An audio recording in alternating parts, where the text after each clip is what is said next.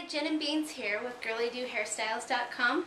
We're going to show you our double waterfall braid into a side ponytail today. What we're going to do is we're just going to start how I like to do this particular style. Is I like to do a regular braid right on the front. And sometimes I just add on the one side just to make it a little bit easier. And this is a regular braid, not a Dutch braid.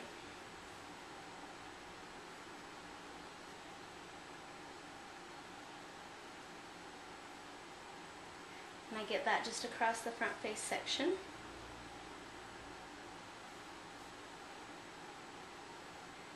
And once I get to about where I want to start going back, then I start adding into the back and start with the waterfall braid.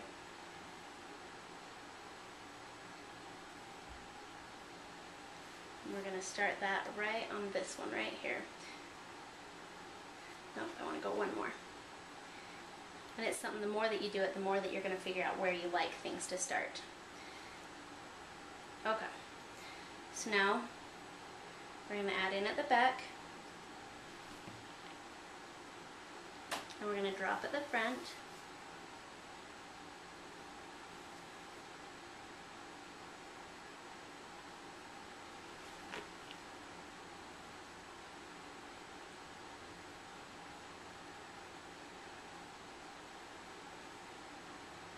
So this part is just your typical waterfall braid.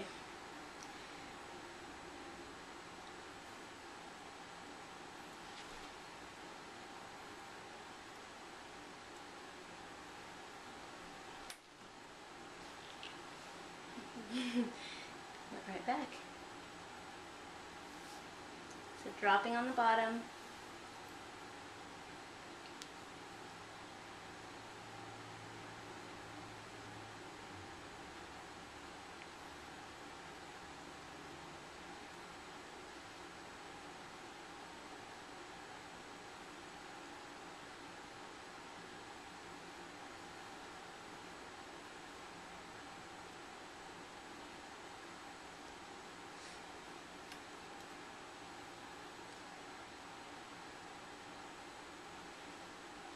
Now as you start getting in the back, you're going to think about where you want your ponytail to end up. So we're going to make sure to kind of keep this angled and taking it down because I want this to be a little bit of a lower ponytail at the end. So I'm going to keep going, working my way down, okay? Now we'll skip a little and we'll come back when we started on the second braid, okay? Okay, so we're back and we have the basic waterfall braid in place. I'm going to show you and see how it starts to go down so that I can have it nice and low. So it's kind of asymmetric there. Starts up nice and high and it works its way down so that we can have it nice and low and finish behind her ear right here. So what you're going to do for the second one is you're just going to pick up, and for this one you're just going to do your regular braid. You did your waterfall braid and now you're just going to do a regular run-of-the-mill braid. So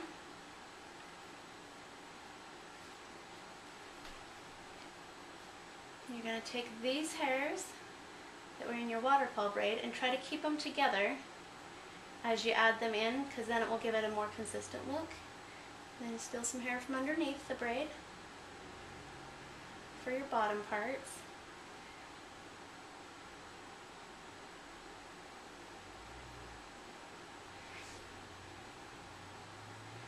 And you're just going to work your way around like that.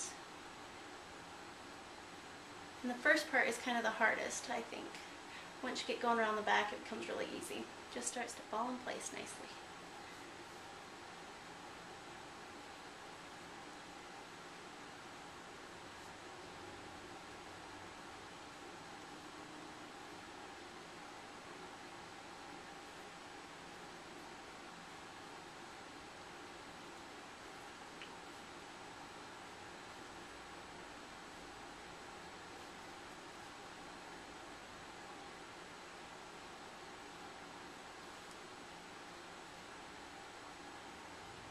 Now you're trying to kind of keep it the same spacing from this one to this one. just because that's going to make it look a little bit better.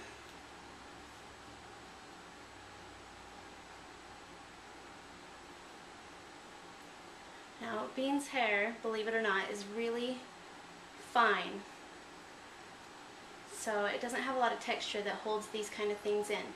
So as I get back here where it's loose, I have to be really careful, and that's probably a lot of people that have problems with waterfall braids have that same problem. I know her hair looks nice and full and thick, and it is thick, but she has very straight, fine textured hair, and that's talking about like the individual strands of hair, not the hair as whole, in whole. So her hair does require a nice tender touch to get it to do what you want it to do. So, and again, we're still lacking on length back here, but we're growing it out a little, and we're getting there.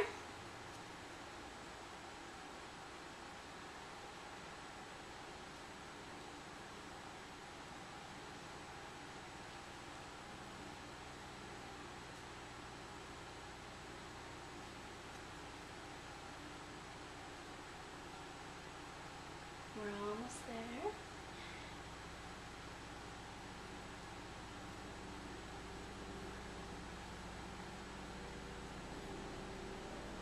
Bean's hair is my favorite color though. It's such a pretty color.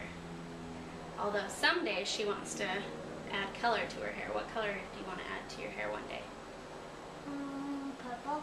She wants to add purple to her hair. And that would be pretty too. If you could have your hair any color, what color would you have your hair? Purple. Purple. Purple's a good color. So I want a few passed, just so I can combine these together.